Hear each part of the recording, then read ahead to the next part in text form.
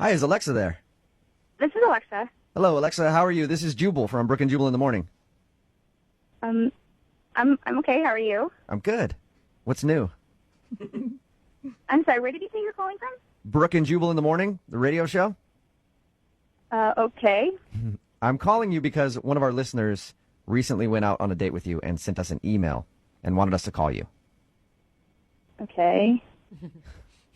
His name is Brian. Do you remember going out with a guy named Brian? He blindfolded you, took you on the bus. Mm-hmm. All right. Well, Brian emailed us because he wanted us to get a hold of you because you're not calling him back. Okay. We're calling because we want to know why you won't call Brian back. I mean, I would have thought it was weird as soon as he pulled the blindfold out, and I would have been done from there. But it sounded like you were game. I was trying to be polite because I meet this guy and 20 seconds later he puts a blindfold over me and tries to tell me, oh, it's a blind date. Get it? Oh, he's a good jokester, too. Okay. He didn't tell us that part when we talked to him. He left out the blind date part. Hey, I like it. I know. I didn't get it. Okay, so the whole thing was just weird for you. Like, he didn't do anything strange on the date other than the date itself. No, he did some strange things on the date. Oh, Really? More awkward. strange? Yeah. I don't want to, embarrass him. He was a nice guy. I don't want to be... Yeah, but Alexa, he wants to know. He emailed us and asked us to call you. Whatever you say about him, we're going to obviously report back to him and tell him what you said, but he wants to know. He's willing. We talked to him a little while ago, and he's willing to hear whatever you have to say. Well, okay, so first off, we're on this bus, and other people on the bus kept asking me if I was okay. I knew it. Yeah, because you're blindfolded. That's understandable. Right. You look like a kidnapped victim. Right. Clearly people were worried for my safety because it was really strange and odd, and he didn't feel the need to, explain. So I'm sitting there with a blindfold on saying, no, I'm okay. It's okay. I'm fine. It makes him look even more guilty, like he's abducted you. Yeah. No, I'm fine. I promise. Please, don't tell the authorities. Don't tell the authorities, no matter what, okay? I love my family. And, the first part wasn't bad. We got off and we had our Chipotle, and we get back on. And the second time we got back on, I don't know, I had this blindfold on and I couldn't see him, but I could kind of, feel that he was really close to me. Oh, that's weird. And then it felt like he, leaned in and smelled me. No, stop it. Oh.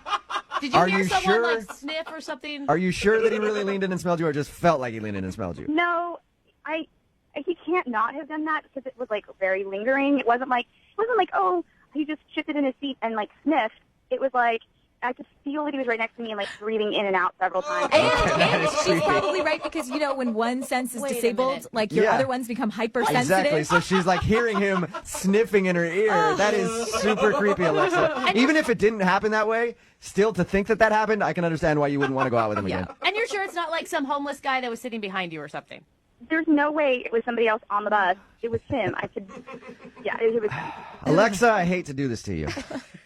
But it's at this point that I'd like to tell you that Brian is actually on the phone and can't wait to talk to you. Are you serious? Yes, I am. Brian, say hi to Alexa.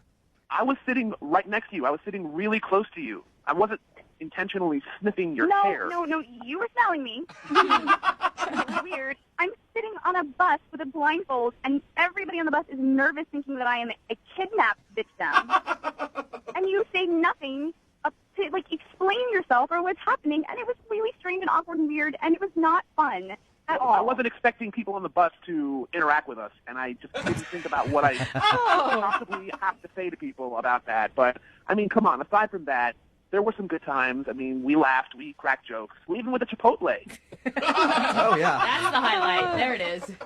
Yeah, this is really cute and all that you felt the need to try and get a hold of me by calling a radio station, but we're not going to go on another date. Oh, Alexa, I was just going to ask if you'd like to go out with Brian again. Don't jump the gun. No, let's just skip all that. It's not going to happen. Alexa, the reason that he tried this weird date, he knows it's strange now, is because he thinks that you're out of his league and he was trying to impress you, trying to show you that he could put some effort into it. Can you give him a little credit there?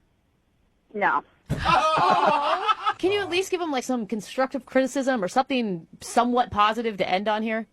Don't be weird. Don't tell girls. Be normal and do normal date stuff. I was thinking more hey, you're really handsome. You should, Sure, play that you're up more. a nice guy, and if you weren't a total weirdo, probably you'd go out. I'm not a weirdo, all right? I just tried to come up with a creative date for you to like me and to make a good first impression. you got to give me some points for that. I mean, at least you can remember this date. I'm like, It's true. I'm sad that I'm never going to forget this date. I wish I could forget this. So there's no chance you'll go out with Brian again, huh, Alexa? There's no chance. I've had it like 4 times now. All right. Fine, I'll quit harping on it. It's too bad, because he told us your next date he was going to blindfold you on a boat. Different. Exotic. Yeah. Yeah.